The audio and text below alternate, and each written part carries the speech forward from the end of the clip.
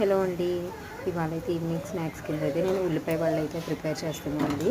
ఉల్లిపాయ వడల కోసం కావాల్సిన పదార్థాలు: ఉల్లిపాయ, పచ్చిమిర్చి, కారం, ఉప్పు, చాట్ మసాలా, శనగపిండి, వరిపిండి వేసుకొని కొద్దిగంత వాటర్ యాడ్ చేసుకొని ఈ విధంగా ముద్దలా కలుపుకోవాలండి.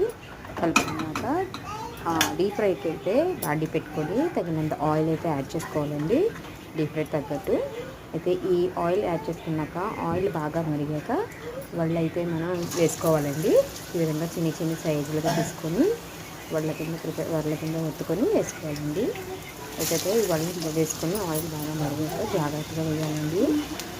ఈ వడలు అయితే మనకి గోల్డ్ కలర్లో వచ్చే వరకు అయితే డీప్ ఫ్రై చేసుకోవాలండి. గోల్డ్ కలర్లో వచ్చాక ఒక బౌల్లో తీసుకొని సర్వ్ చేసుకోవడం అండి. అయితే పిల్లలకి పెద్దలకి ఎంతో ఇష్టంగా టేస్ట్గా ఉండే ఈ ఉల్లిపాయ వడలు అయితే చాలా టేస్ట్గా వచ్చిందండి. మీకు ఎలా అనిపించిందో కామెంట్ సెక్షన్లో కామెంట్ చేసి చెప్పండి.